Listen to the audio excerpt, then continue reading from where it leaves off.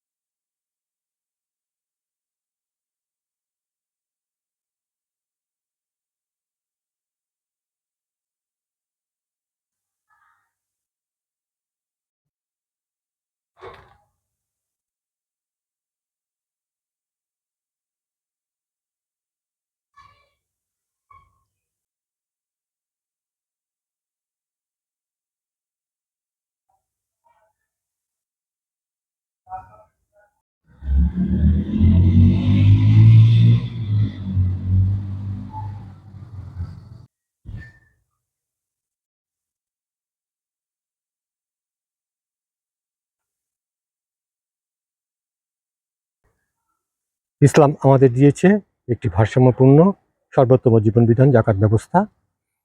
আল্লাহ রাব্বুল আলামিন সমাজের অর্থনৈতিক বৈষম্য দূর করে সমাজের ভারসাম্য রক্ষার্থে দ্বিতীয় হিজরি শাওয়াল মাসে জাকাতকে প্রত্যেক সামর্থ্যবানদের জন্য ফরজ করে দিয়েছেন।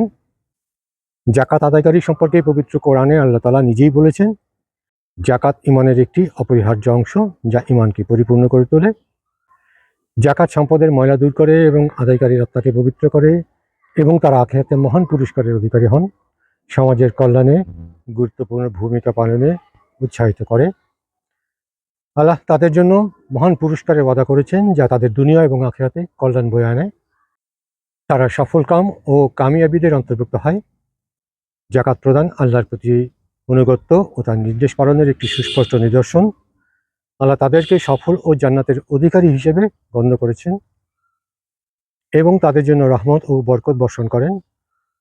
পবিত্র কোরআনের বহু জায়গায় সালাতের পাশাপাশি জাকাতের হুকুম দেওয়া হয়েছে যা এর গুরুত্ব বোঝায়। একটি হাদিস থেকে জানা যায়, রাসূল সাল্লাল্লাহু আলাইহি ওয়াসাল্লাম জাকাত আদায়কারী এবং তার পরিবারের জন্য দোয়া করতেন, হে আল্লাহ, তুমি তার সম্পদ বৃদ্ধি করো ও তাকে বরকত দাও, তাদের উপর রহমত বর্ষণ করো, তাদের জাকাত কবুল করো এবং এর বিনিময়ে তাদের উত্তম প্রতিদান দাও যা তাদের দুনিয়া এবং আখিরাতের ভয় ও দুঃখ দূর করে। জাকাত আদায়কারী এবং তার পরিবারকে আল্লাহর পক্ষ থেকে ভয় ও দুঃখ থেকে নিরাপত্তা এবং প্রশান্তি দেওয়া হয় বলে কোরআনে উল্লেখ আছে, যা রাসূল সাল্লাল্লাহু আলাইহি সাল্লামের দোয়ার ফল। রাসূল সাল্লাল্লাহু আলাইহি সাল্লামের আরেকটি হাদিস থেকে জানা যায়, রোজ কিয়ামতের দিন কঠিন বিপদের সময় আল্লাহ তাআলা তার জাকাত আদায়কারী বান্দাকে তার আরশের সুশীতল ছায়াতলে আশ্রয় দান করবেন। মহান আল্লাহর নির্দেশিত বিধান পালনের মাধ্যমে সর্বোত্তম পন্থা অবলম্বন করে জাকাত আদায় করে এক খেটে খাওয়া দুর্দশাগ্রস্ত মানুষের জীবিকার উত্তম একটি অবলম্বন করে দিলেন নাম প্রকাশ অনিচ্ছুক আল্লাহ রাব্বুল আলামিনের নেককার বান্দা প্রবাস থেকে, যিনি একমাত্র মহান আল্লাহ রাব্বুল আলামিনের নির্দেশিত বিধান পালন এবং তার নৈকট্য অর্জনের উদ্দেশ্যে ফরিদপুরের সম্ভ্রান্ত মুসলিম পরিবারের কীর্তিমান ব্যক্তিত্ব গণপ্রজাতন্ত্রী বাংলাদেশ সরকারের যুগ্ম সচিব মহোদয়ের মাধ্যমে তার জাকাতের অর্থ প্রেরণ করেছিলেন। পরম করুণাময় আল্লাহ রাব্বুল আলামিনের নেককার বান্দা নাম পরিচয় প্রকাশ অনিচ্ছুক শ্রদ্ধাভাজন ব্যক্তির প্রেরিত জাকাতের অর্থ দিয়ে আজ এক খেটে খাওয়া দুর্দশাগ্রস্ত ব্যক্তিকে তার জীবিকার একমাত্র অবলম্বন হিসেবে নতুন এই দোকান সদৃশ ভ্যান গাড়ি এবং তিনি যে সকল দ্রব্য সামগ্রী বিক্রি করতেন তার যাবতীয় মালামাল সামগ্রী তৎসঙ্গে তাকে প্রদান করা হচ্ছে।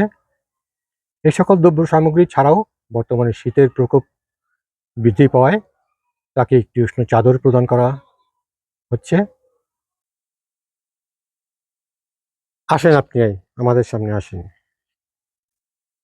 আমরা এই দুর্দশাগ্রস্ত ব্যক্তির জন্যই এই ভ্যানটি নির্মাণ করেছি এবং মালামাল সামগ্রী তাকেই আমরা প্রদান করব। চাদরটি আমরা তার গায়ে তুলে দিচ্ছি।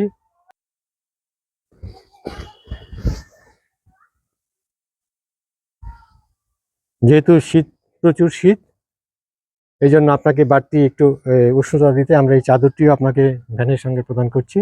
নামটা একটু বলেন আমাদের। আমার নাম মিজানুর রহমান।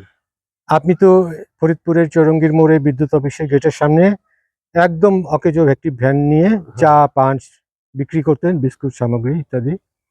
তো আপনার ভ্যানটি আমরা দেখেছি যে একেবারেই ব্যবহারের অনুপযোগী হয়েছে।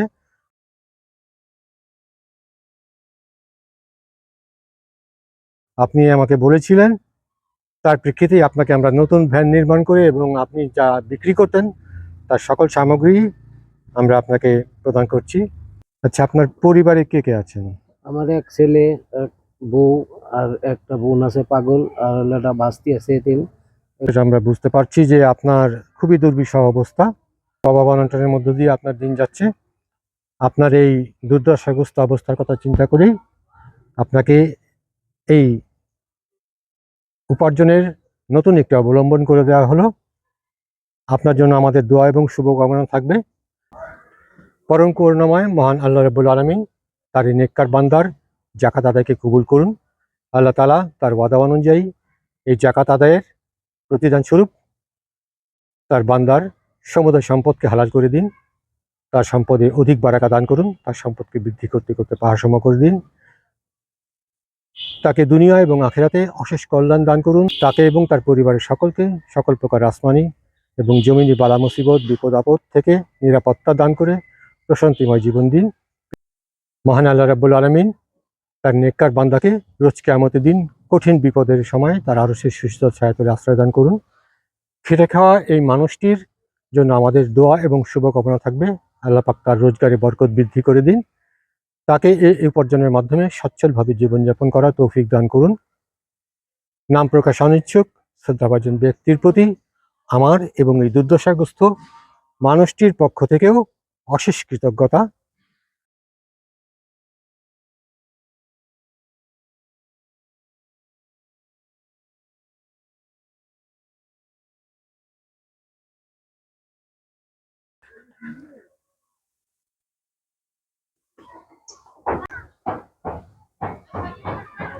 সকলকে আমার শুভেচ্ছা, ধন্যবাদ সবাইকে। আসসালামু আলাইকুম।